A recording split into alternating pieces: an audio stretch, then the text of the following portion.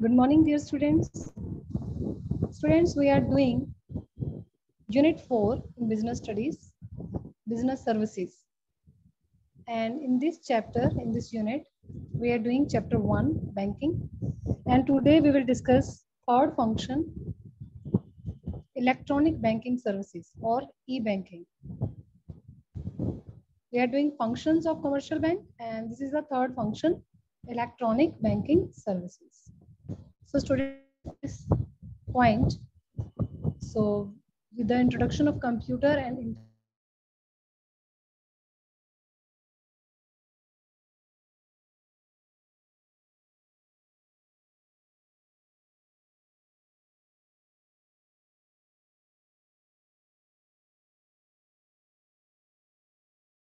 वही electronic banking है.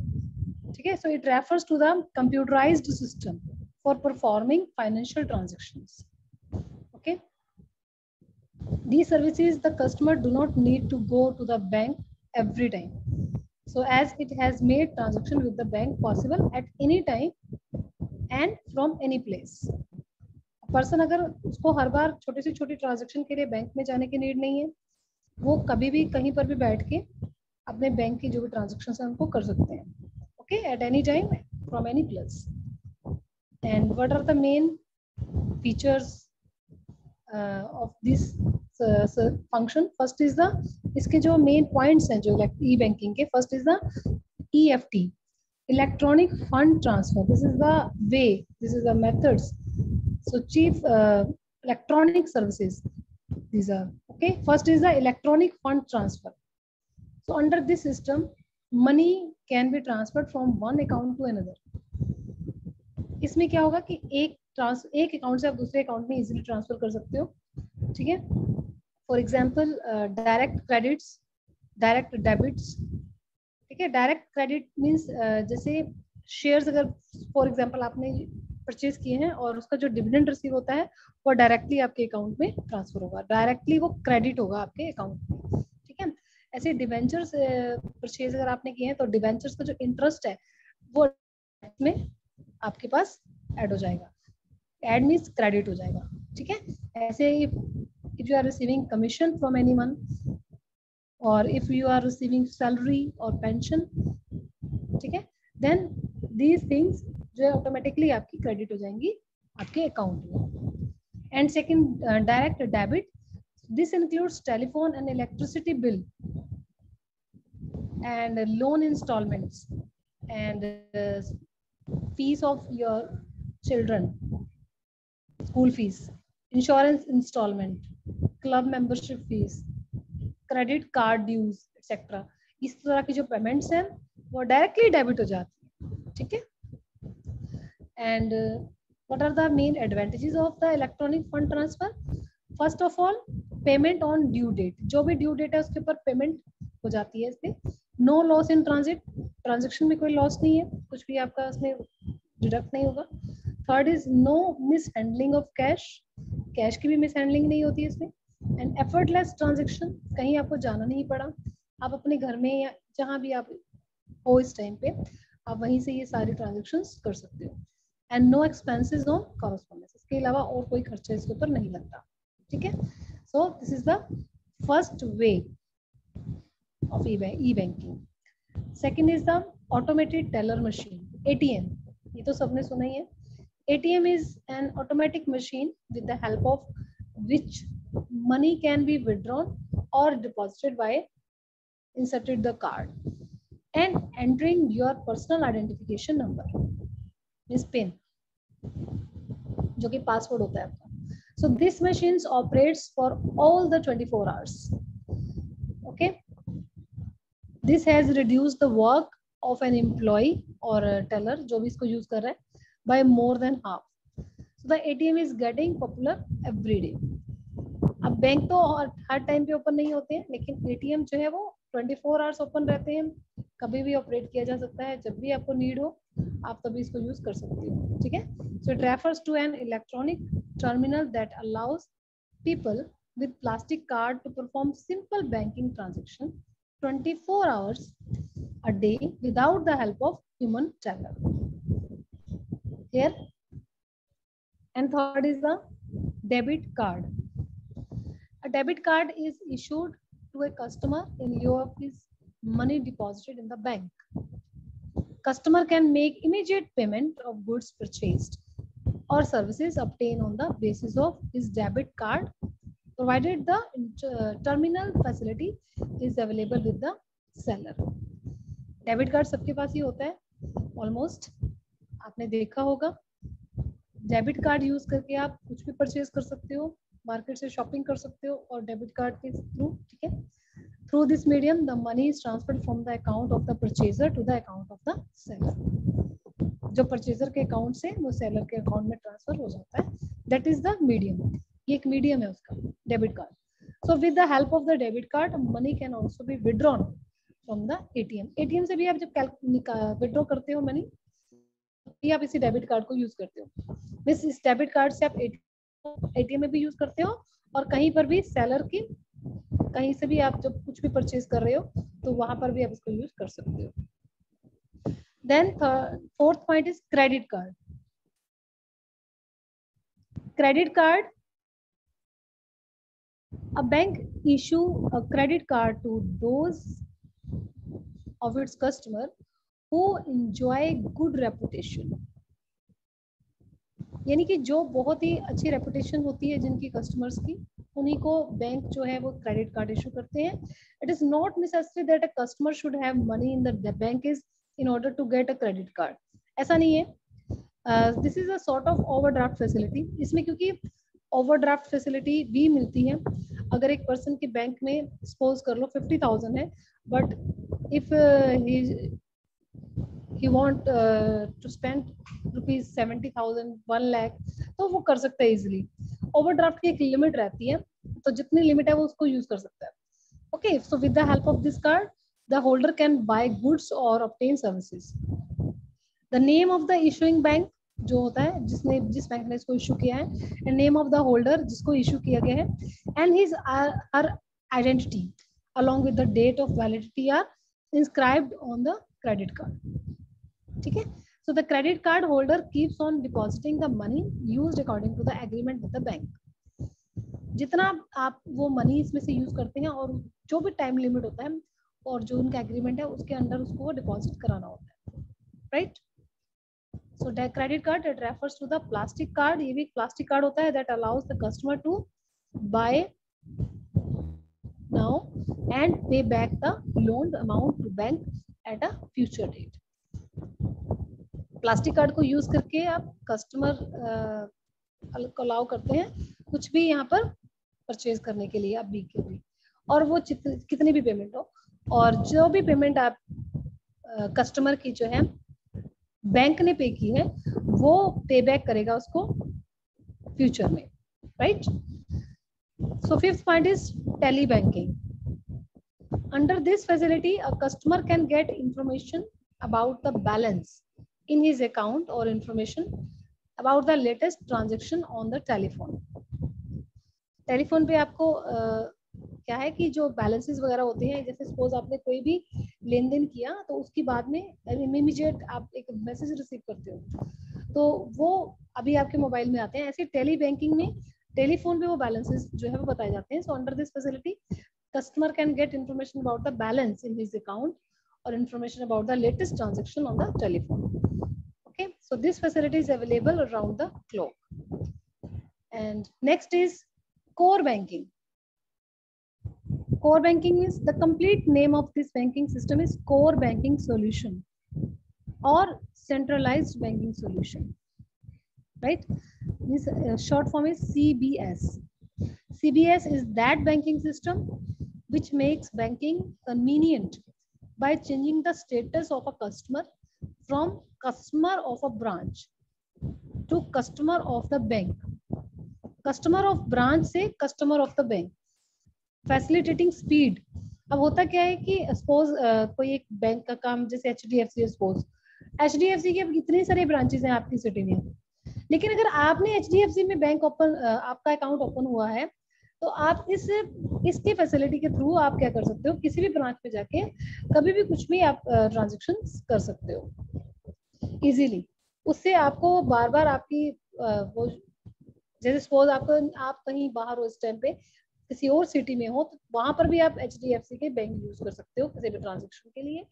आपको जरूरी नहीं कि अपनी उसी ब्रांच में ही आके रिकॉर्ड करना है, क्योंकि जब इसमें होता क्या है, ये जो सिस्टम है इसमें आपको एक नंबर जो है वो कर दिया जाता है, आईडी एक आपका होता है, वो आईडी आपके सभी ब्रांचेस में शो होता है, यूनिक आईडी होता है वो हर कस्टमर का।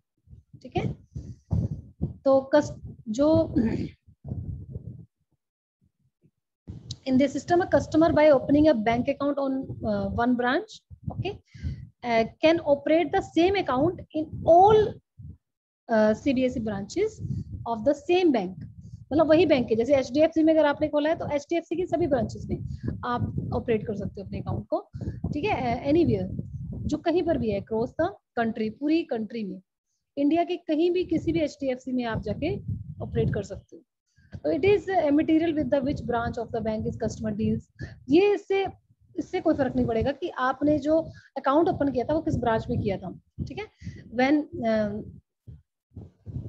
She is CBS branch customer, अगर वो CBS ब्रांच कस्टमर है तो तब उसके लिए डजंट मैटर कि वो किस ब्रांच में उसने नेम ओपन अपना कराया था। So a CBS customer is given a unique ID और it will identify the customer as a privileged CBS customer, which gives the customer the easy of opening any account with any of the CBS branches without necessitating fresh photographs, introduction, etc. अब उसको बार बार अपनी photograph और introduction नहीं देनी पड़ेगी fresh तौर पे, और ना ही अगेन अपना अकाउंट ओपन करना पड़ेगा। आप उसको एक ही बार कराया है, उसका यूनिक आईडी है और उसको बस उसको जाके यूज करना है। ठीक है, then facilities available to CBS customers are, first of all, cash withdraw facility from any of the CBS branches, किसी भी branches से वो withdraw facility ले सकते हैं। Second, instant transfer of funds between the accounts across the country under CBS branches। instant transfer होगा आपके funds, चाहे वो किसी भी branch से वो उसको deal कर रहे हैं। Then third is passbook can be updated across the branches under CBS। Okay, these are the main facilities, and facility of centralized corporate limits can be operated anywhere across the CBS branches. Okay, these were the facilities of CBS customers. And seventh point is NEFT, National Electronic Funds Transfer. It refers to a nationwide system that facilitates individuals, firms, and companies to electronically transfer funds from any bank branch to any individual or any firm or any company having an account with any other bank branch in the country. किसी भी bank में, country की किसी भी bank में उनका अगर account open है किसी भी फर्म या इंडिविजुअल का, वहां पर आप ट्रांसफर कर सकते हो इजीली। ठीक है, इसके through. So NEFT settles transactions in batches. So the settlement takes place at a particular point of time. All transactions are held till that time. For example, as per RBI, जैसे कि RBI के norms होते हैं, NEFT settlement takes place 11 times a day during a weekdays, जो कि आपके weekdays है Monday to Friday, जो है 11 टाइम आप इसमें ट्रांजेक्शंस कर सकते हो। NEFT settlement takes place 11 times a day during the weekdays, 9 AM to 7 PM, and ठीक है, and 5 times during Saturday. Saturday को आप 5 टाइम्स इसको यूज कर सकते हो, 9 AM to 1 PM। Okay, so any transaction initiated after a designated settlement time would have to wait till the next designated settlement time। बस ये ध्यान रखना है आपको कि जो टाइम है वो नेक्स्ट जो सेटलमेंट आप इसमें करोगे, एक डेजिग्नेटेड सेटलमेंट का टाइम जो है उसके बाद का वेट करना है आपको कि कुछ टाइम के बाद वो आप करो। ठीक है, इसके मेन फीचर्स क्या हैं, इसको आप कैसे यूज करते हैं, इसके मेन फीचर्स मेन पॉइंट्स क्या हैं। First of all, for being a part of NEFT funds transfer network, a bank branch has to be NEFT enabled। उस बैंक के अंदर भी ये फैसिलिटी होनी चाहिए कि वो भी NEFT enabled हो। ठीक है, second, not only individuals, even कोई फर्म है या कोई कंपनीज हैं that also maintaining account with the bank. इस बैंक में एक सिर्फ ह्यूमन बीइंग यानी कि नेचुरल ह्यूमन बीइंग ही नहीं, कोई भी फर्म और कंपनीज भी अपने अकाउंट ओपन कर सकते हैं and can transfer funds using NEFT, और अपने फंड्स को ट्रांसफर कर सकते हैं through NEFT, right? So but even such individual firm companies who do not have a bank account can also deposit cash at the NEFT. मान लो अगर उनका account नहीं है तो वो डिपॉजिट करा सकते हैं एनईएफटी के थ्रू, ठीक है। NEFT enabled branch with instruction to transfer funds using NEFT. And third point is only individual firms and companies maintaining account with the NEFT enabled bank branch can receive funds through the NEFT system. And in case if anyone has a bank account then there is no limit. अगर account है तो तब तो कोई limit ही नहीं, either minimum or maximum on the account of funds that could be transferred using NEFT. तो कोई amount का लिमिट नहीं है, कितना भी अमाउंट आप ट्रांसफर कर सकते हो. And in case if anyone does not has a bank account, उस केस में the maximum amount that could be transferred is 50,000 against cash. ठीक है, कैश भी सिर्फ 50,000 तक का ही वो ट्रांसफर कर सकते हैं इसमें. अगर अकाउंट नहीं है ऐसे आपके बैंक में, एनईएफटी के एनेबल्ड बैंक में, तो उस केस में 6 पॉइंट इज जनरली जो फीस चार्जेस की जाती है एनईएफटी की फैसिलिटी वो क्या है, अप टू ₹1 लाख. चार्जेस क्या है, not exceeding ₹5 plus service tax. ₹5 से ज्यादा नहीं होगा, प्लस सर्विस टैक्स भी होगा अगर आप 1 लाख तक की ट्रांजैक्शन करते हो, ठीक है. And above 1 lakh and up to ₹2 lakh यानी कि 1 से 2 के बीच में, देन नॉट एक्सीडिंग ₹15 से ज्यादा नहीं होगा, plus service tax. And above 2 lakh not exceeding ₹25 plus service tax, ठीक है. And 7th point, no charges to be levied for the beneficiaries और रिसीवर ऑफ फंड्स, और अदर चार्जेस नहीं है. And 8th, foreign remittance cannot be received through NEFT.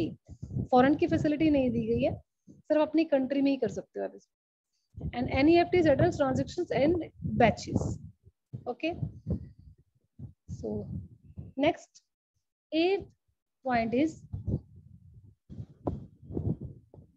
real time gross settlements, RTGS. RTGS, real time gross settlement, it refers to a funds transfer system where transfer of funds takes place from one bank to another on a real time and on gross basis. Yeah, दो word use, real time and gross settlement. It means real time gross basis जो funds transfer किए जाएंगे, it refers to the funds transfer system where transfer of funds takes place from one bank to another on real time and on gross basis. ठीक है. Settlement in real time means payment transaction is not subjected to any waiting period. और transaction are settled as soon as they are processed. जैसे ही transaction settle होंगी वैसे ही जैसे ही वो process होंगी settle कर दिए जाएंगी. And gross settlement means transaction is settled on one-to-one basis without bunching or netting with any other transaction. मतलब बहुत सारी जैसे अगर ट्रांजेक्शन हो जाती है तो उसमें नहीं, एक बार 1 by 1 ही इनको सेटल किया जाएगा. So this is the fastest possible money transfer system through the banking channel.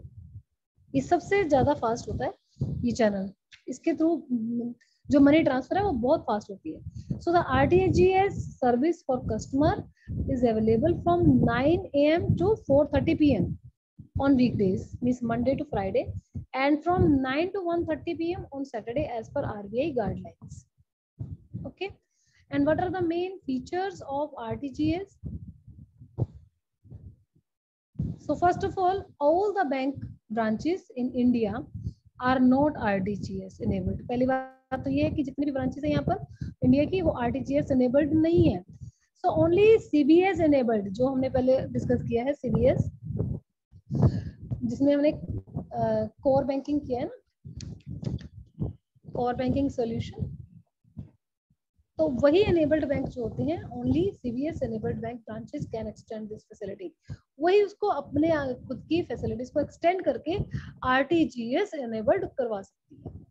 जिनके पास CBS एनेबल्ड नहीं है वो ब्रांचेस RTGS एनेबल्ड नहीं हो सकती, right.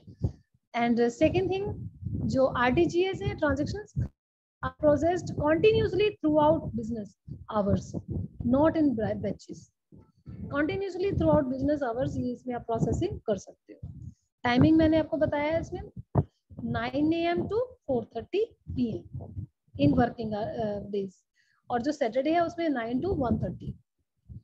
And third feature is the receiving means beneficiary bank has to credit